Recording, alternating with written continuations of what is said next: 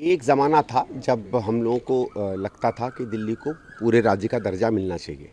लेकिन जब अपना अनुभव हुआ दिल्ली का और कुछ समय से दिल्ली किस तरीके से चल रही है उसको देखा है, तो जो अभी जिस तरीके से शक्तियों का, पावर्स का डिवीज़न है भारत सरकार में और दिल्ली सरकार में, इसमें बहुत ज़्यादा परिवर्तन की ज़रूरत नहीं है। इसके साथ भी बहुत अच्छे काम हुए हैं दिल्ली में, बेहतरीन काम हुए हैं। सिर्फ जो सत्ता के दुरुपयोग वाली जो बातें होती हैं, ट्रांसफ़र करना, पोस्टिंग करना, एंटी करप्शन बांच से अपने आप को बचाना, ये सब अधिकार जो केजरीवाल चाह रहे हैं, ये कहीं भी नैतिक मुझे नहीं दिखता है। मेरे हिसाब से जो आज की परिस्थिति है वो ओवरऑल अगर आप माने तो दिल्ली के हित की है। हाँ, कुछ चीज़ें जैसे हम लोग पहले भी कहते थे कि ट्रैफिक पुलिस जैसे है, भाई अगर ट्रांसपोर्ट दिल्ली के पास है तो ट्रैफिक पुलिस अगर आ जाए तो कोई बुरी बात नहीं होगी। ऐसे करके कुछ चीज़ों का आप विभाजन कर सकते हैं। कुछ आपको काम की प्रक्रियाओं में कभी कभी लगे कि कोई दिक्कत हो रही है तो वो कर लीजिए। दूसरा एक और चीज़ है जो हम लोगों को हमेशा लगता है कि एक जो संस्था है दिल्ली में, जो है तो बहुत, जिसके पास पैसा बहुत है, जिसके पास ज़मीन बहुत है, पर जिसने पिछले 25-30 सालों में उस तरीके का काम नहीं किया जो दिल्ली को काम करना चाहिए, वो डीडीए है। तो डीडीए को भी ज़्यादा जवाबदेही बनाना, डीडीए के अंदर भ्रष्टाचार भी काफ़ी दिखता है, उसको भी थोड़ा कम करना, और दिल्ली सरकार को जब ज़मीन की ज़रूरत पड़े और चीज़ें, वैसे कोई बहुत ज़्यादा दिक्कत नहीं होती है उसमें, लेकिन इन चीज़ों के एक सामंजस्य की बात अगर बन जाए तो कोई बुराई नहीं होगी। तो मेरा ये है कि आप उसको विभाग दर के देखें, लेकिन उसमें देखो दिक्कत क्या है कि अरविंद केजरीवाल जैसा व्यक्ति केवल अपना और अपने पार्टी के राजनीतिक भविष्य और सत्ता को देखेगा, पैसे को देखेगा, दुरुपयोग को देखेगा। तो उस जैसे व्यक्ति से अगर कोई फीडबैक आता है तो उसको हम लोगों को गंभीरता से नहीं लेना चाहिए। 2-3 बार इस पर कमेटियां बनी हैं, इसमें एक आध बार और बना दें और ये देखें कि जो हित की बात है, दिल्ली के लोगों की हित की बात, वो बेहतर तरीके से चले। लेकिन पूर्ण राज्य के दर्जे को आज की परिस्थिति में मैं समझता हूँ कम से कम ये कोई उचित नहीं है और ना ही इसका मैं समर्थन करूँगा। लेकिन सर, मेरी उत्सुकता एक सवाल को लेकर है कि केजरीवाल साहब एक पढ़े लिखे नेता हैं, उनको संविधान, दिल्ली को क्या स्टेटस है नहीं है, इन सब चीज़ों को ध्यान में रखते हुए वो डेवलपमेंट के हार्ड कोर इशू, ऑनेस्टी के हार्ड कोर इशू को लेकर राजनीति में आए और सत्तासीन हुए। लेकिन अब जो मुद्दे उठाए जा रहे हैं वो उन मुद्दों से अलग है। दिल्ली को पूर्ण राज्य का दर्जा मिलना, अधिकारों में कटौती बढ़ोतरी। देखिए, पहली चीज़ तो पढ़े लिखे का मतलब ये नहीं है कि आपको जानते हो। पढ़े लिखे एक डिग्री होती है, ये तो ये कुछ ज़रूरत से ज़्यादा होता है कि बड़ा पढ़ा लिखा है। पढ़े लिखे से क्या मतलब होता है भाई? केजरीवाल ने खुद बता दिया, पढ़ा लिखा छोड़िए तो इनकम टैक्स का अधिकारी है। इसने तो संविधान की कस्में खाई हैं, तो संविधान में जानता है, और तो पूरी ज़िंदगी दिल्ली में रहा, इसने कहीं काम तो किया नहीं है। दिल्ली रहकर भी जो आदमी दिल्ली की व्यवस्था नहीं समझता है, उसके बावजूद झूठे वादे करता है और फिर सत्ता में आ जाता है, तो उसका कोई पढ़ाई लिखाई से लेना देना नहीं है। ये कोरी राजनीति करता है। और इसके मुद्दे तो छूटने ही थे ना भाई। जब विकास आप नहीं करोगे, सारा पैसा मुफ्तखोरी में डाल दोगे।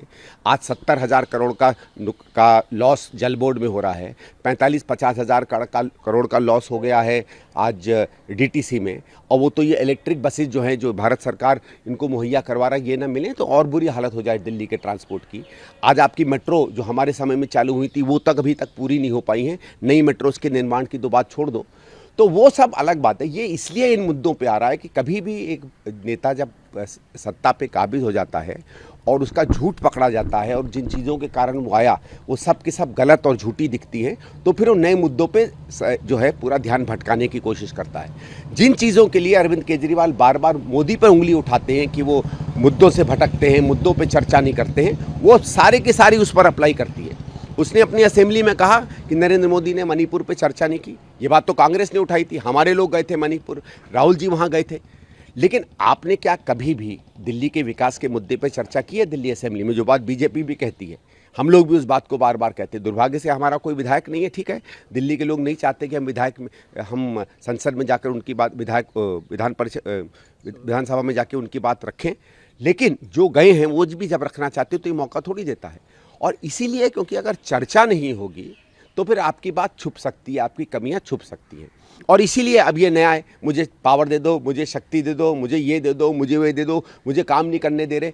कभी कभी आपने देखा होगा ना, वो एक जो बच्चा होता है ना घर में, बेकार में रोता है, मम्मी मम्मी मम्मी मुझे ये नहीं मिला, मम्मी मुझे वो नहीं मिला। और जो कहा जाता है ना हिंदी में, कि अंग्रेजी का एक है कि bad carpenter always blames his tools, कि ये ख़राब बढ़ई जो है हमेशा अपने औजारों पर उंगली उठाता है, वो काम नहीं कर पाता है। तो जब आप काम ही नहीं कर पाए हो, जब ऊपर से नीचे आप धीरे धीरे फेल होते जा रहे हो, तो किस चीज़ पे मुद्दे भटकाओगे? इस बच्चे को पाल पोस के बड़ा कौन कर रहा है? पहला समर्थन आपने दिया, फिर अलायंस में आप गए। नहीं देखिए, उस समय अलग था। उस समय ये नहीं शायद लोगों को पता था कि एक मक्कारी का एक उदाहरण बन के ही व्यक्ति निकलेगा और इतना झूठा निकलेगा। हमारी पार्टी में लोगों को समझ में आता था ठीक है कांग्रेस के विरोध में है, लेकिन कुछ ये बातें ऐसी कर रहा जो अपने में ठीक होंगी, इसलिए उस समय समर्थन दिया। तो वो तो बाद में इसकी परतें खुली, तब पता चला कि इसका सही रूप क्या है। वो कह रहे हैं हम चुनाव ही लड़ेंगे स्टेटहुड के। लड़ लें। आप कह रहे हैं इसकी जरूरत मेरे हिसाब से इसकी जरूरत नहीं है। तो गठबंधन धरातल पे कैसे? नहीं भाई देखिए, गठबंधन पार्टी करती है और ठीक है, गठबंधन में हर व्यक्ति अपने मुद्दे रखता। अगर गठबंधन होगा तो एक कॉमन मिनिमम प्रोग्राम पर होगा, जो एक कॉमन मिनिमम प्रोग्राम माना जाता है। उसके बाद कोई पार्टी अपने किसी इलाके में कोई और चीज़ कहना चाहे, वो उसको कोई मनाही थोड़ी है। एक अगर गठबंधन होगा दिल्ली में तो एक कॉमन मिनिमम प्रोग्राम पर होगा, जो इंडिया का प्रोग्राम होगा। उसमें राष्ट्रीय मुद्दे आएंगे क्योंकि ये राष्ट्र स्तर की बात है। उसमें अगर हमारी पार्टी या और पार्टियां चाहती हैं कि राज्यों के अधिकारों की भी बात की चर्चा हो तो वो लोग रख सकते हैं। हम अपनी बात रखेंगे अपनी हाईकमांड के सामने। राजस्थान के प्रभारी जो आम आदमी पार्टी के हैं और आपके नेता महाबल मिश्रा के पुत्र हैं, उन्होंने ऐलान किया कि मैं केजरीवाल साहब के पास रिपोर्ट प्रेजेंट करूंगा, हम राजस्थान में सभी सीटों पर चुनाव लड़ेंगे। नहीं, वो तो सभी सीटें जीत भी रहे हैं वहाँ, उसमें तो कुछ ऐसा नहीं है। वो तो मेरे ख्याल से आम आदमी पार्टी हो सकता है सारी सीटें राजस्थान में भी जीत रही हो, मध्य प्रदेश में भी जीत रही हो, छत्तीसगढ़ में भी जीत रही हो, जिस तरह कर्नाटक में जीत गई, जिस तरह उत्तराखंड में जीत गई। ये तो इनकी ब्लैकमेलिंग का तौर तरीका होता है और ये ब्लैकमेलिंग करते हैं। अब देखो ऐसा है ना, इनका ये क्या होता है कि केजरीवाल कोई बात करते हैं, इनके स्थानीय लोग कोई बात करते हैं। तो ठीक है, आप अपना लड़ना चाहते हो लड़ो, और मेरा ये होगा कि अगर आप लड़ोगे तो फिर जो आप सवाल पूछ रहे हैं कि फिर शीर्ष नेतृत्व इस बात को देखेगा कि फिर गठबंधन में इनकी आवश्यकता है कि नहीं है। तो गठबंधन को लेकर एक आदर्श विचार और व्यवहार भी होता है, उसका पालन नहीं, करना। आदर्श इनसे कहाँ लग गया? ये तो शब्द आप इनके साथ लगा ही नहीं सकते। मुझे लगता है अगर किसी ने कह दिया अरविंद केजरीवाल को कि आप में कोई आदर्श है तो उन बेचारों को रात को नींद नहीं आएगी।